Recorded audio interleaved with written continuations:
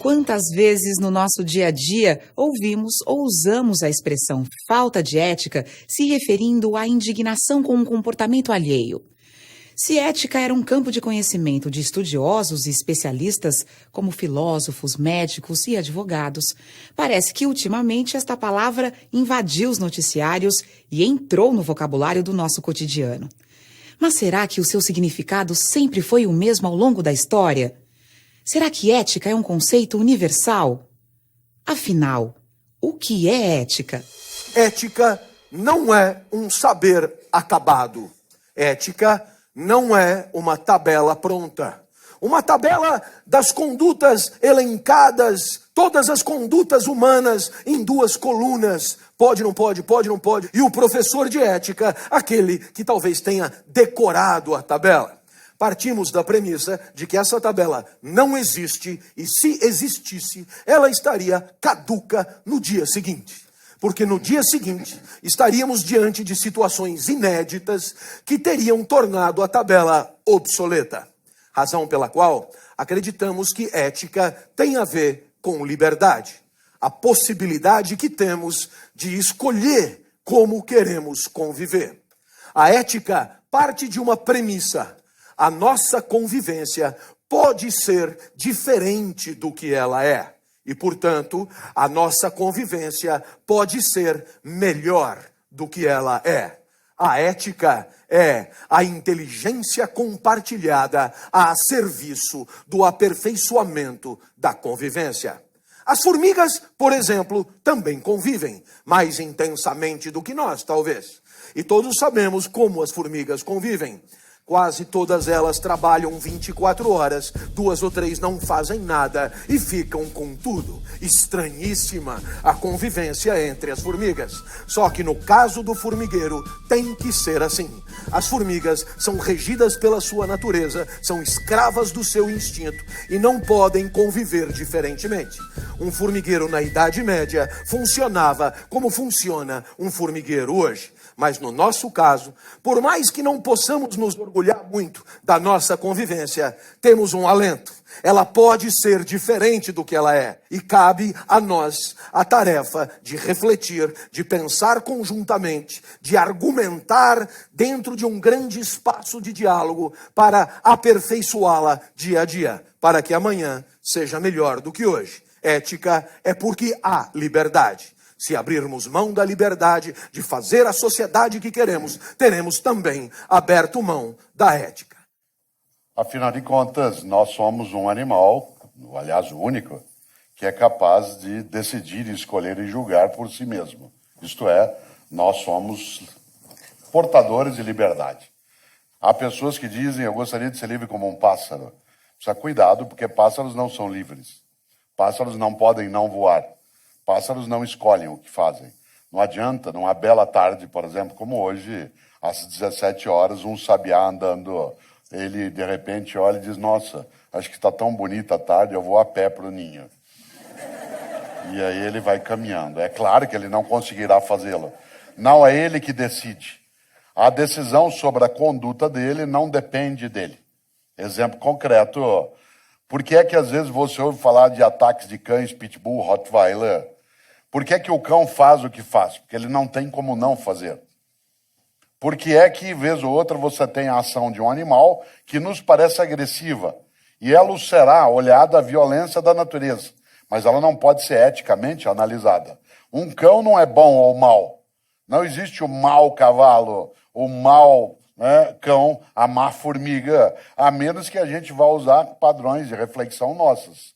Em outras palavras, outros animais não decidem em relação àquilo que a sua conduta terá. Nós somos capazes de colocar nossa vida em risco. Nós somos capazes, por exemplo, de fazer coisas absolutamente inúteis para a sobrevivência, mas deliciosas, como praticar esporte, que não serve para nada. Não tem a menor finalidade e por isso é belíssimo. De que adianta saltar de paraquedas, fazer stand-up paddle? Qual é a finalidade de alguém correr de Fórmula 1, girar de maneira insana em alguma coisa que é absolutamente ameaçadora e que pode conduzir à morte e fazê-lo como uma escolha? Isto é, escolha. Essa é a palavra-chave. Se você observa, eu não posso avaliar a conduta de um outro animal sob padrões éticos. É boa, não é? É decente ou não é? A formiga, como o Clóvis lembrou, ela é o que é. E ela é o que é, porque a natureza assim a fez. Aliás, me lembrei, Karl Marx, no século XIX, grande filósofo alemão, dizia algo decisivo. Ele dizia que o pior dos tecelões, alguém como eu, que não tece direito, o pior dos tecelões sempre será melhor do que a melhor das aranhas, que faz teias magníficas. Porque embora o pior tecelão, ele não consiga fazer uma teia como a aranha faz, a aranha só consegue fazer a teia daquele modo. Ela só consegue repetir. Inclusive porque a aranha tem um defeito. Ela nasceu sabendo. Isto é, ela nasceu pronta. Ela já faz a teia como a mãe fazia, a avó fazia, a bisavó fazia. E isso é uma limitação. Nós temos uma grande vantagem. Nós não sabemos fazendo, não nascemos sabendo e não, claro, não nascemos prontos. E desse ponto de vista, nós somos capazes de fazer de outro modo. Aliás, uma aranha, ela faz teias magníficas, mas ela só faz aquela teia daquele jeito, a menos que uma força externa haja sobre ela. Aquilo que Darwin chamou de mutação, por ambiente ou por pressão, aí você tem uma mudança. Nós não. Nós somos capazes, e aí o Clóvis lembrou bem, de fazer o mundo tal qual ele está.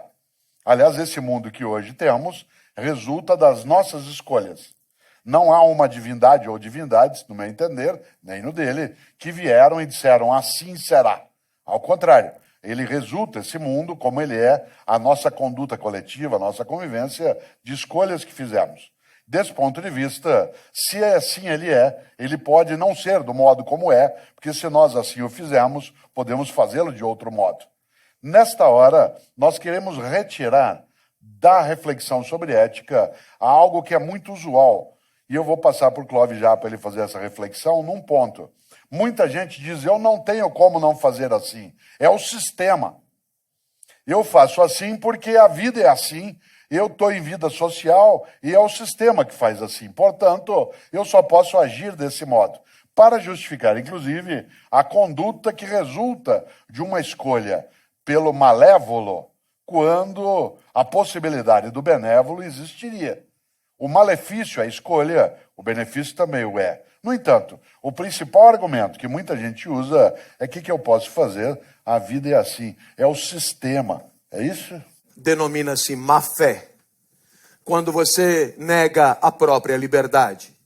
Quando você nega a própria condição de agente livre e capaz de fazer escolhas, sobretudo para justificar comportamentos que nos envergonham, que nos causam tristeza e que sabidamente não deveríamos ter tido. A verdade é que atribuir a razão das nossas causas a outras circunstâncias que não a nossa liberdade nos convém. Porque essa coisa de ser livre pode parecer um privilégio, mas não é sempre. O homem sempre, ao se considerar livre, julgou-se superior ao resto da natureza. Basta você ver as definições que ele dá de si mesmo. Os gregos diziam que nós estamos a meio caminho entre os animais e Deus. Os cristãos depois não economizaram elogios e disseram que nós somos feitos à imagem e semelhança de Deus. Mais até, somos filhos de Deus. E tudo isso por causa da liberdade que é a nossa. Por causa da capacidade que é a nossa de fazer acontecer a vida de acordo com o nosso discernimento. Mas esta possibilidade, que pode ser entendida ingenuamente como um privilégio, muitas vezes, quando observada de perto, é fonte de sentimentos desagradáveis. E a filosofia tem também um nome para esses sentimentos: angústia. Angústia, Cortella, é o que você sente toda vez que percebe que é livre, que a vida depende da tua escolha e que essa escolha não é tranquila. Para escolher, é preciso atribuir valor às possibilidades de escolha. Aliás, essa definição é de dicionário de papelaria. Escolher é identificar a alternativa de maior valor. Ora, sendo assim, poderíamos pensar num exemplo.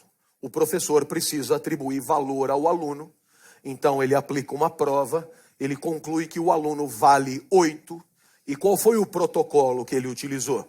Ele comparou a prova do aluno a um gabarito, a uma prova nota 10, a uma referência. O que é que você aprende? Que não existe como atribuir valor sem ter uma referência de comparação, uma referência de contraste. Então, nesse momento, você poderia ser levado a pensar assim: ótimo, nossos problemas acabaram. Na hora das dúvidas existenciais, basta ter um gabarito da vida, basta ter a vida nota 10, basta ter a referência. Qual é a má notícia?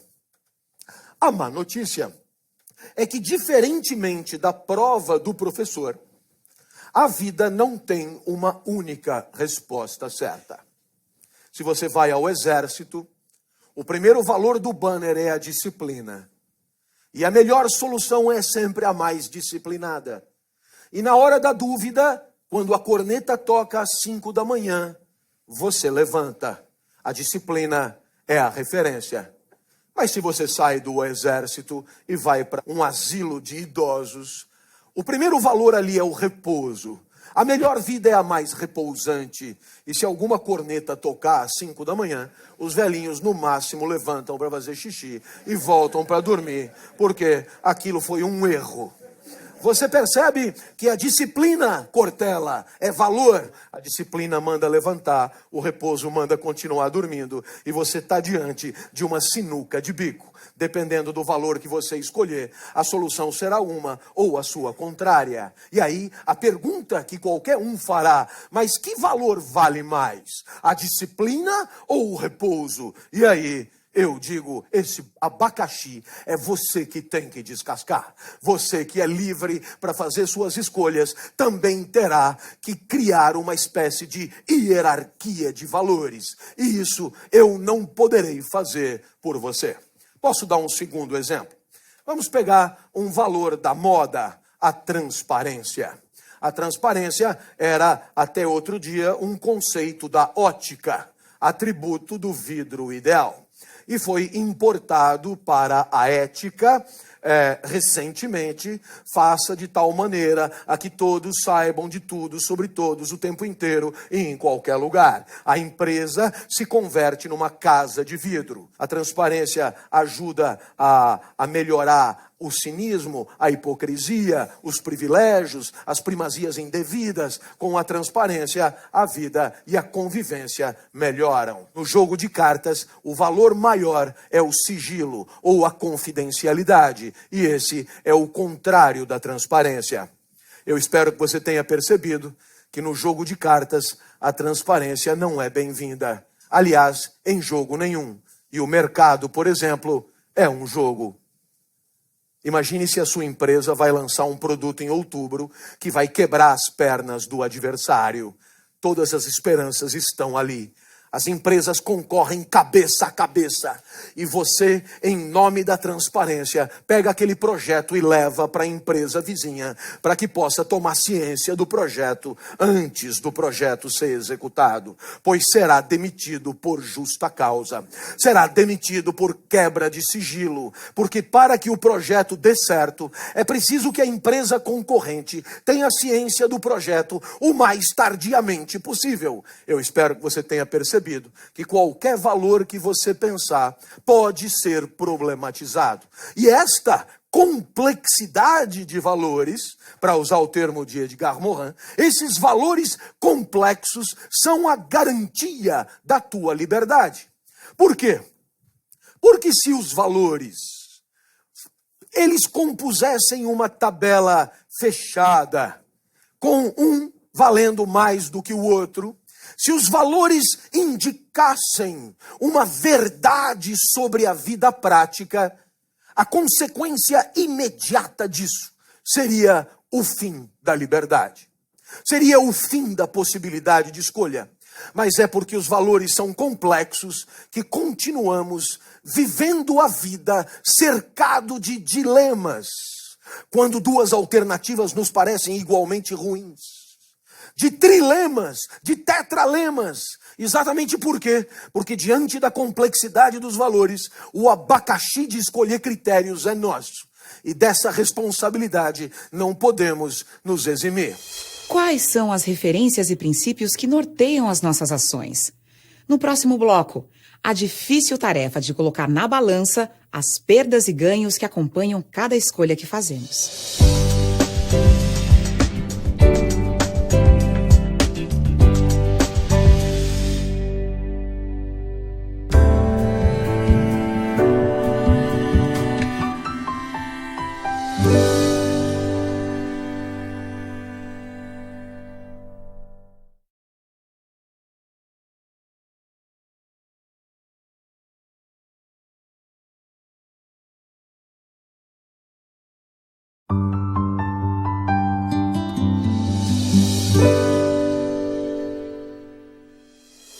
Se hoje temos mais liberdade de escolha, por outro lado também vivemos a angústia que esta liberdade nos traz.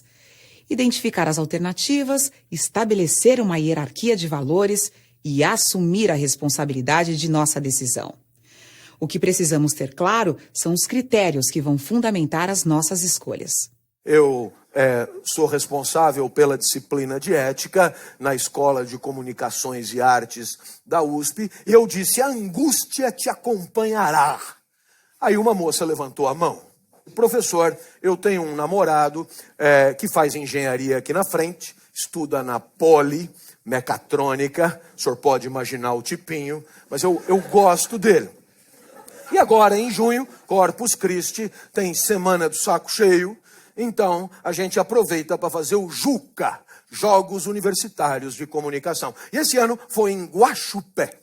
E eu falei pro meu namorado, vem comigo, larga disso, descansa um pouco, vamos brincar, vamos divertir. Ele não pôde ir. Estava terminando um robô, faltavam só 2 antenas assim, pro robô ficar pronto. Você sabe que tem robô que sem antena, ele não fica feliz, mano. Então, vá você, não é? Professor, assim que eu desci do ônibus, um rapaz de sunga, só de sunga, musculatura saliente, muito diferente do meu mirrado mecatrônico, não perguntou nem meu nome, já me propôs na lata uma cópula furtiva. E foi aí, professor, que eu lembrei do senhor. Eu não entendi. Eu não entendi onde é que eu entrei na história. Ora, não é o senhor que diz que a vida não tem fórmulas prontas, que a ética é um exercício de escolha permanente, que os valores são complexos, que a incerteza paira e a gente angustia. Sou eu. Então de quem que eu ia lembrar, professor? Afinal, dar ou não dar? Eu espero que você tenha percebido que dependendo do valor que você usar para resolver esse dilema, a resposta será uma ou outra. Há um valor extraordinário, que é o prazer. Ninguém pode abrir mão dele. Mas há, por exemplo, um outro valor, o respeito, quando você considera a alegria e a tristeza do outro na hora de decidir livremente a própria vida. E aí, pelo respeito ao mecatrônico, ela não deveria dar para o marombado de sunga. Eu espero que você tenha percebido. Os dilemas fazem parte da nossa vida. A ética não é uma solução pronta e acabada. Não se trata de um protocolo simplificador da existência. A ética não é autoajuda. A ética não se confunde com 10 lições para ser feliz. A ética não é o politicamente correto. A ética não é um conjunto de respostas prontas. Por quê? Porque se assim fosse, teriam nos escravizado. A ética é emancipadora. Devolve para você a liberdade que é a sua, com tudo que a liberdade tem. Angústia, não é, professor? E o Martin Heidegger, que é um grande pensador, como sabem, do século XX, ele dizia que a angústia ela é a possibilidade plena. Ele dizia que a angústia é a sensação, às vezes, do nada. Isto é, quando você sente que você precisa preencher algo que está à tua frente. E é interessante que o Clóvis trouxe à tona, né, vários tipos de situações em que por trás está a ideia de escolha. Isto é, que você precisa ter critérios para escolher. De maneira geral, a ética é o conjunto de valores e princípios que você utiliza para a tua conduta, para as tuas escolhas. Faço, não faço, vou, não vou, abro, não abro, pego, não pego, transo, não transo. Toda esta lógica, ela nos conduz à necessidade de entender a ética como sendo, acima de tudo, fruto dessa mesma liberdade. E, portanto, sendo ela resultante de escolha, não há possibilidade de entender a ética como sendo algo, primeiro, já pronto, como Clóvis lembrou várias vezes, segundo, que seja absolutamente fácil. Não o é. Afinal de contas, quando a gente imagina tanto o exemplo do sigilo quanto da transparência, que o Clóvis trouxe à tona, cautela para não cair numa armadilha, que é imaginar, então, que a regra é vale tudo. Se vale a transparência e vale o sigilo, depende da situação. Essa lógica do depende, ela é extremamente arriscada. Uma coisa é entender a ética como resultante de algo que é a relatividade. Uma coisa é entender a relatividade das nossas escolhas. Dependerá da circunstância, do tempo, do momento, da ocasião. Outra coisa é transformar relatividade em relativismo. Qual é a diferença entre relatividade e relativismo? Relatividade é quando eu percebo que as minhas escolhas elas dependem da circunstância que eu estou vivendo e é isso que vai orientar também a minha escolha. Relativismo é achar que vale qualquer coisa.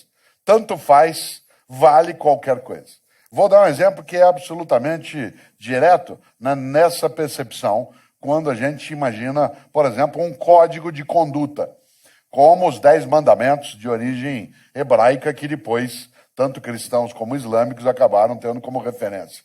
Um dos mandamentos, ele hoje é traduzido do jeito que eu vou dizer. Não cobiçar a mulher do próximo. Se você pegar esse mandamento no original, em hebraico, ele vai estar escrito do jeito que eu vou dizer agora. Uma coisa é como ele está, não cobiçar a mulher do próximo. Em hebraico, no original, quando ele foi produzido, o mandamento diz: não cobiçar o boi, a terra e a mulher do próximo. Porque o mandamento se refere à propriedade e não à fidelidade. Afinal de contas, ele inseria tanto a mulher, quanto o boi, quanto a terra, como parte de uma propriedade. Não é estranho que assim fosse, afinal, algumas pessoas assim entendem até hoje. E desse ponto de vista, se eu só vou compreender esse mandamento do modo como ele está colocado, se eu conseguir relacioná-lo, aí vem sua relatividade, ao tempo em que ele foi produzido. Ele é uma obra do século XIII a.C., numa sociedade semítica dentro de um mundo oriental. Desse ponto de vista, em relação àquele tempo, faz sentido escrever daquele modo. Quando eu atualizo, isto é, trago para agora, seria estranho um mandamento com essa expressão. Não cobiçar a mulher do próximo. Afinal de contas, até algumas décadas, a lógica seria essa. Hoje, eu teria que atualizá-lo e, sem ser desrespeitoso, as várias religiões que o têm como um dos seus mandamentos, a atualização hoje exigiria que eu escrevesse em 4 partes, e não mais em uma. Isto é, não cobiçar a mulher do próximo, vírgula, não cobiçar a mulher do próximo ou da próxima, vírgula, não cobiçar o homem da próxima, vírgula, não cobiçar o homem do próximo, ponto. Insisto, sem ser desrespeitoso em quem tem nos mandamentos uma referência, a ideia de uma convivência hoje exige que esse mandamento ganhe atualidade. E aí você diz, então valeu e não vale mais? Não, valeu naquele tempo, daquele modo. Quando o Clóvis diz, esse é o nosso abacaxi para ser descascado, há coisas que não adianta. Quando eu penso nas redes sociais, na capacidade de igualdade de gênero, no respeito às relações homoafetivas, não adianta eu buscar amparo para refletir eticamente em Aristóteles, em Platão, em Descartes, em Hegel, em Kant.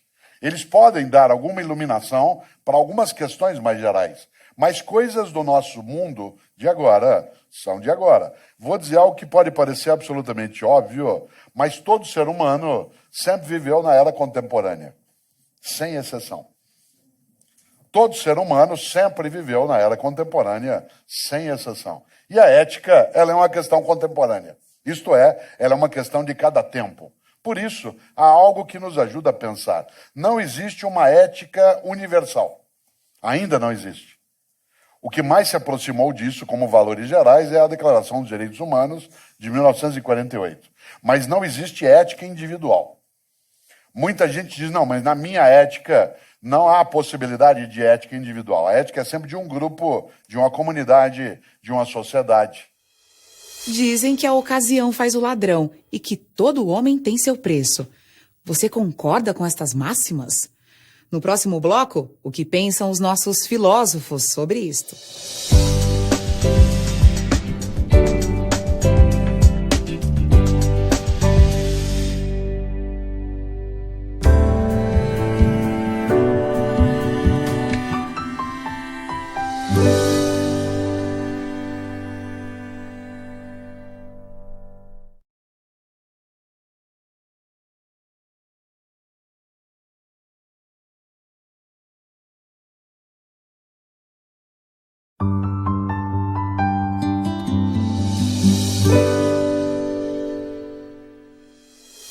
Será que existe a possibilidade de não aceitar o que por princípio discordamos? Parece que para muitos não. E justificam dizendo, por exemplo, a culpa é do sistema. Não seria esta uma forma de se eximir da responsabilidade pelas escolhas que fazemos? A liberdade que conquistamos implica em ter sempre a opção de escolher. Assim, os dilemas se colocam até nas mínimas ações de nosso dia a dia. Uma pessoa que vive situações sem ter dilemas, ela está distraída em relação a quais são os valores pelos quais ela faz. E eu tenho mencionei há pouco, né, a questão do mundo hebraico, judaico-cristão. Eu tenho muita cautela quando penso naquilo que tanto judeus, quanto cristãos, quanto muçulmanos, por exemplo, chamam de juízo final. É o juízo final. Claro que pode ser aí uma questão de religião ou não, e eu não quero tratá-la como campo da religiosidade, mas quero trazer aqui algo que tem a ver com ética. Na crença de algumas religiões, o juízo final é quando você vai prestar contas. Prestar contas do quê? Provavelmente, fosse eu a divindade ou as divindades, no juízo final, sentaria ao teu lado e disse, na tua vida, fez o que fez, por quê? E por que é que não fez o que deveria ter feito? E aquilo que fez como fez, por que não fez de outro modo? Aquilo que fez, qual é a causa de ter feito? Isto é, o juízo não é em relação a tuas ações boas ou más, é em relação à tua escolha pelas ações boas ou más. Há uma frase que circula por aí, que eu acho absurda, que diz que a ocasião faz o ladrão. Eu não acredito nisso de modo algum. Eu acho que a ocasião revela o ladrão.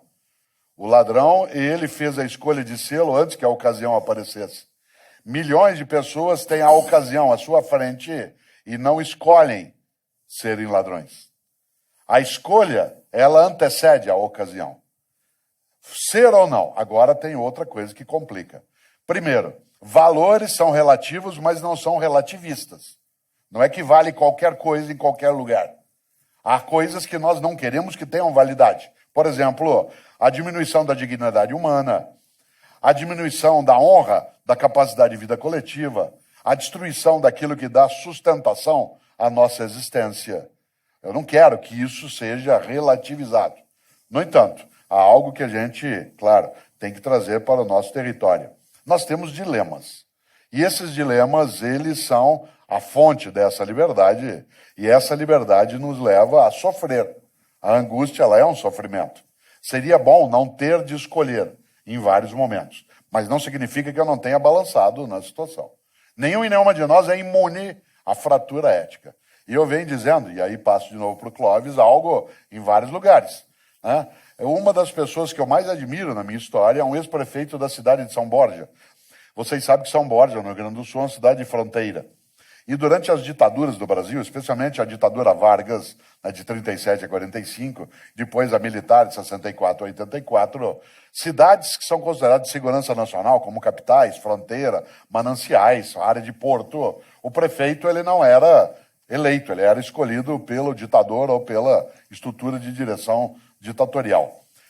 E há um prefeito de São Borja, aliás, São Borja, a cidade do Getúlio, de João Goulart, etc., que um dia, nomeado pelo Getúlio, mandou um telegrama para o Rio de Janeiro, onde era a capital federal na época, que é absolutamente genial. Esse telegrama está no Museu Nacional, no Rio de Janeiro. O telegrama diz algo que eu acho que é a melhor compreensão sobre ética em relação a dilemas que eu já vi, e que tem a ver, é claro, com a questão central de eu ter de abdicar ou não. O telegrama diz o seguinte: presidente, preciso da vossa ajuda. Cada homem tem seu preço e eles estão chegando no meu. Você tem um preço e eu tenho um preço. Aceitar que paguem é escolha. Há milhares e milhares e milhares de pessoas no dia a dia que se levantam, vão trabalhar, se deparam com situações em que poderiam ser indecentes, nojentas, corruptas, violentas, e não o são. A ocasião não faz o ladrão, ela apenas revela a escolha que ele fez antes que a ocasião viesse à tona.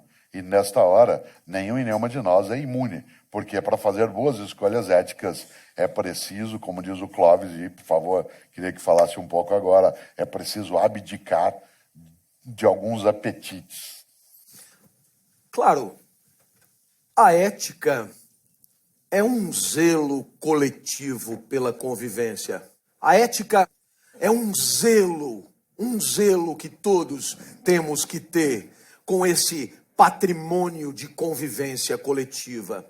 Ora, é perfeitamente normal que nós, individualmente, tenhamos pretensões, apetites, desejos que possam colocar em risco a melhor convivência possível.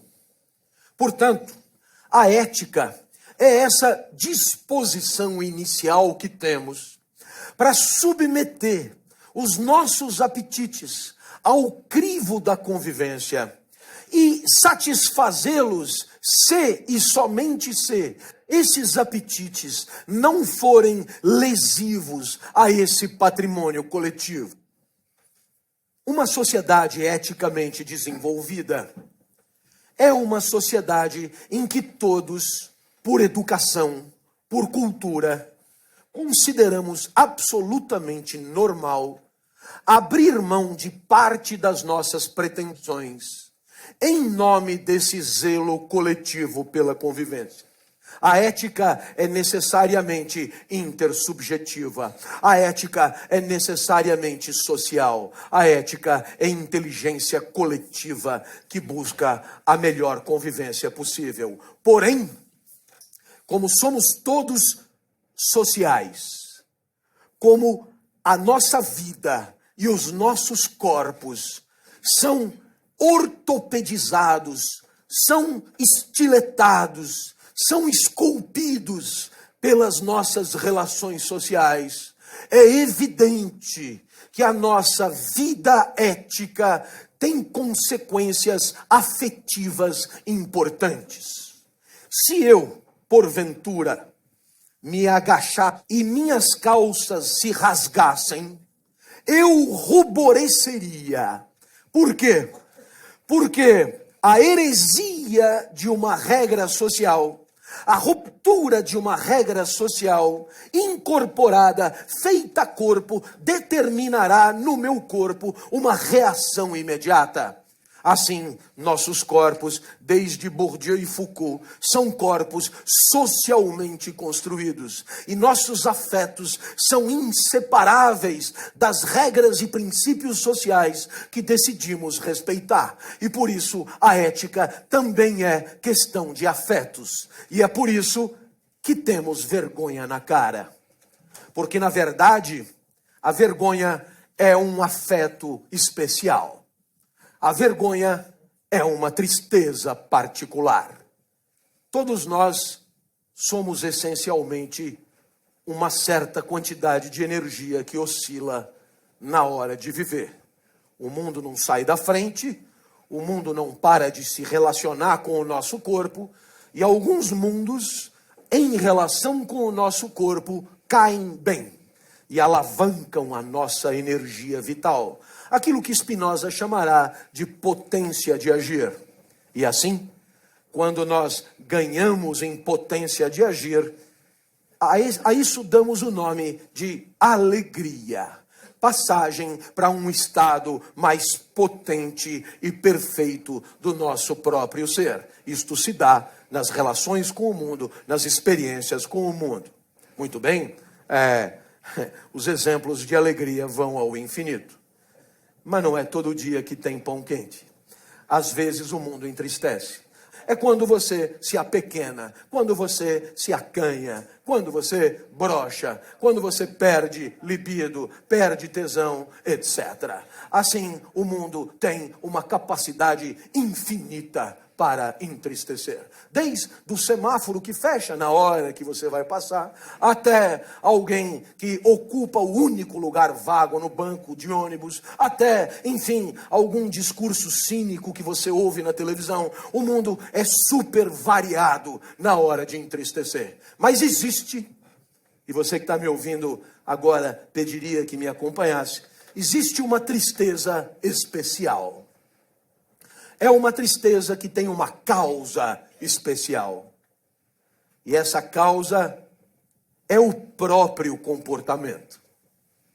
A vergonha é uma tristeza determinada por um atributo flagrado em si mesmo.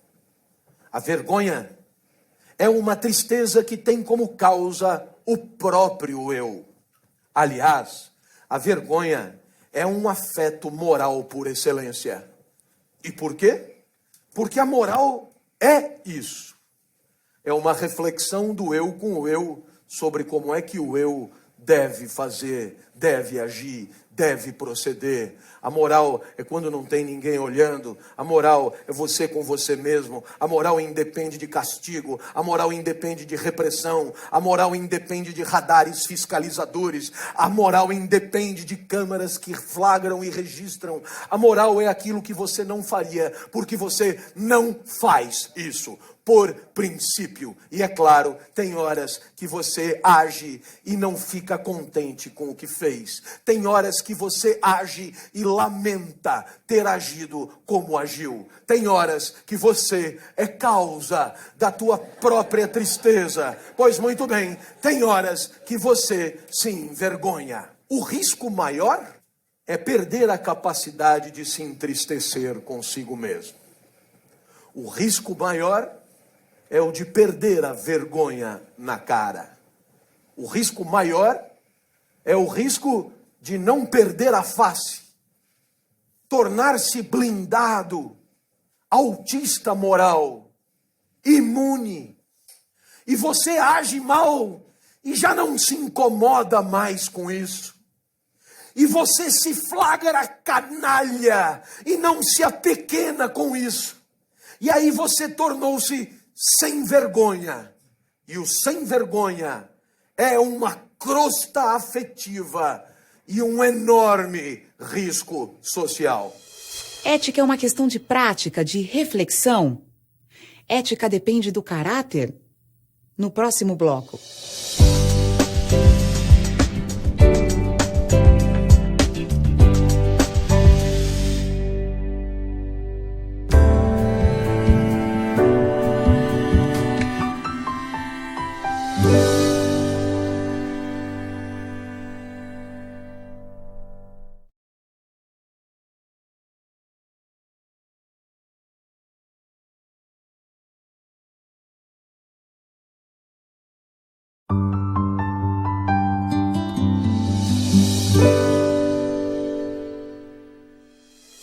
Não existe ética universal, nem individual.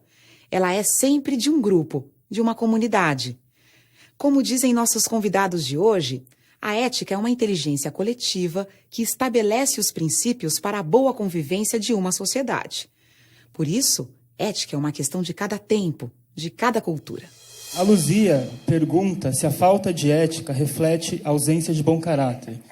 Aristóteles tinha um entendimento sobre ética que não coincide rigorosamente com o nosso. Aristóteles acreditava que ética fosse uma reflexão sobre a vida como um todo. E até o fim da vida é possível dar a ela um encaminhamento nobre. Ora, o que a vida tem que ter para valer a pena, segundo Aristóteles? Aristóteles, que era biólogo, que era botânico, comparava a nossa vida à muda de uma planta. A planta, enquanto muda, é uma grande possibilidade de tornar-se uma grande árvore. E dependendo da vida que a planta levar, ela vai vingar. Ora, nós também nascemos muda, nascemos potência, nascemos com recursos naturais, talentos e habilidades, aquilo que Aristóteles chamava de virtudes. E esses nossos recursos naturais poderão ser atualizados, transformados em performance, e assim, aos poucos, vamos nos tornando uma grande árvore. Vamos, portanto, buscando a excelência da nossa vida. Para Aristóteles, a ética está diretamente ligada a uma certa prática que se repete, como se a vida fora um treinamento mesmo, um aperfeiçoamento progressivo dos próprios talentos. A ideia de caráter é a ideia de repetição de comportamento digno. Aristóteles estava convencido de que, quanto mais nós agirmos dignamente por costume, por hábito, mais teremos chance de ser excelentes. Não é bem essa a nossa proposta. Sabe por quê? Porque no fundo, Aristóteles entendia a ética como os personagens entendem a ginástica. Vá fazer ginástica todo dia no mesmo horário. Assim você nem pensa. Você acorda e já vai fazer. Você percebe que a ideia de caráter, a ideia de hábito e de costume, para Aristóteles, tem muito a ver com um comportamento digno que decorre de um hábito que dispensa articulação intelectiva o tempo inteiro. Ora, nós aqui temos em relação à ética um olhar um pouco diferente. Sabe por quê? Porque acreditamos mesmo que pode até ser arriscado. Talvez a dignidade por hábito seja mais garantida. Acreditamos que a ética depende mesmo dessa capacidade que é a nossa de pensar, deliberar, decidir e escolher a cada momento da nossa vida. Portanto, veja, Luzia, a nossa dignidade decorre da audácia, da coragem de enfrentar as dificuldades da decisão livre, procurando até mesmo não aceitar a habitualidade impensada, mas, pelo contrário, enfrentar a deliberação diária em nome de um aperfeiçoamento progressivo da convivência.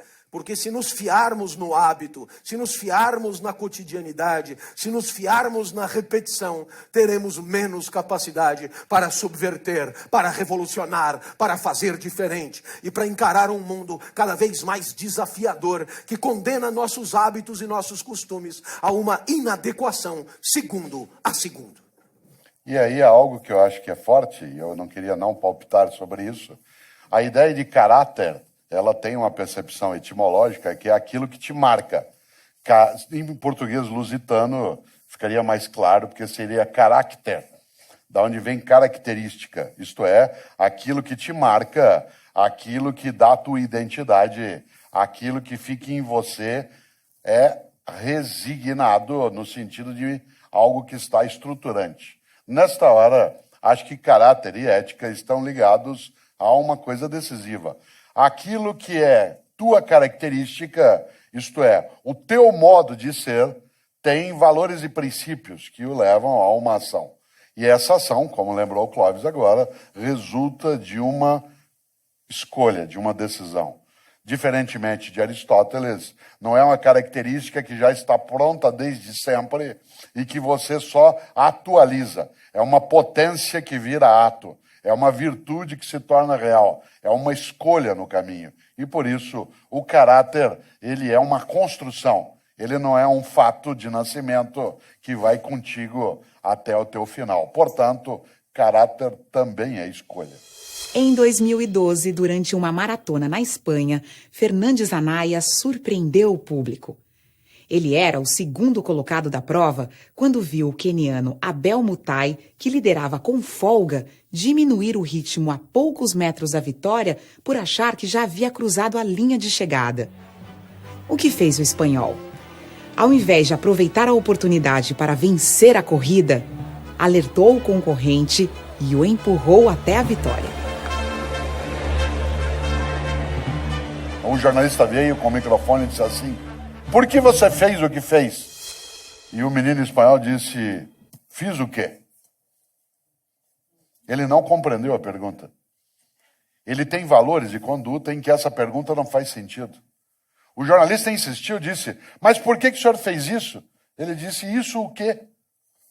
Ele não compreendeu, ele não achou que houvesse outra coisa a fazer do que aquilo que ele houvera feito. O jornalista insistiu: o senhor deixou ele ganhar? Ele disse: eu não deixei ele ganhar, ele ia ganhar. Mas ele falou: então, mas ele estava distraído. Ele disse: então, se eu ganhasse desse modo, qual seria o mérito da minha vitória? O que é que eu ia pensar de mim mesmo? Quieto, sem câmeras. Aliás, ele disse uma coisa mais interessante: se eu subisse no pódio, no lugar de número 1, qual seria a honra da minha vitória?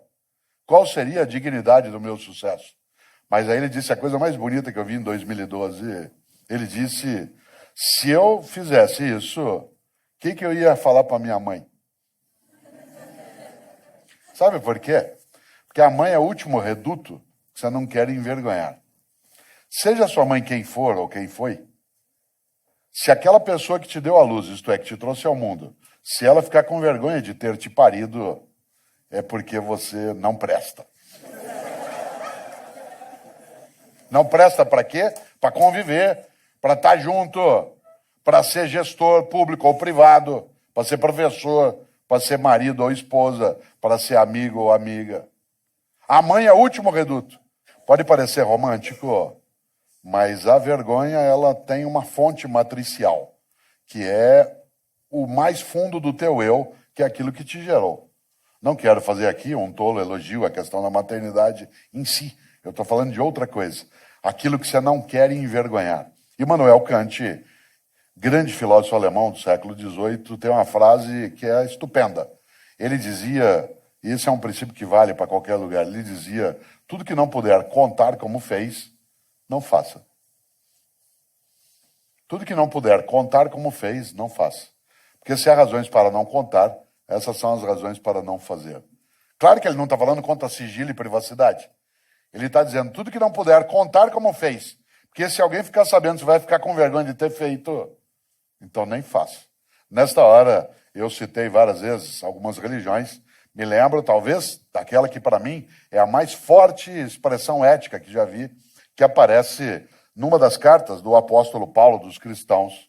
Está lá no capítulo 6, versículo 12. O apóstolo dos cristãos escreveu: tudo me é lícito, mas nem tudo me convém. Isto é, eu posso fazer qualquer coisa, porque eu sou livre, mas eu não devo fazer qualquer coisa. O que eu não devo fazer? O que torna imunda a minha história, o que mancha a minha trajetória, o que agride a minha comunidade, o que envergonha a mim mesmo, o que entristece minha mãe. Meu coração está no escuro. A luz é simples, regada ao conselho simples de meu pai, minha mãe minha avó e os justos que os precederam. Não roubarás, devolva o lápis do coleguinha. Esse apontador não é seu, meu filho. Ao invés disso, tanta coisa nojenta e torpe tenho tido que escutar.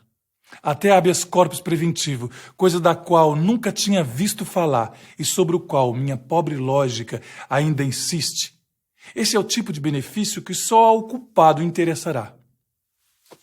Pois bem, se mexeram comigo, com a velha e fiel fé do meu povo sofrido, então agora vou sacanear. Mais honesto ainda vou ficar, só de sacanagem. Dirão, deixa de ser bobo, desde Cabral que aqui todo mundo rouba. E eu direi, não importa, esse será meu carnaval. Vou confiar mais e outra vez. Eu, meu filho, meu irmão e meus amigos. Vamos pagar limpo a quem a gente deve e vamos receber limpo do nosso freguês. Com o tempo a gente consegue ser livre, ético e escambau. Dirão, é inútil, todo mundo aqui é corrupto desde o primeiro homem que veio de Portugal. E eu direi, eu não admito. A minha esperança é imortal. E eu repito, ouviram? Imortal. Sei que não dá para mudar o começo, mas se a gente quiser, vai dar para mudar o final. Numa sociedade em que há degradação em várias circunstâncias, omitir-se é ser cúmplice.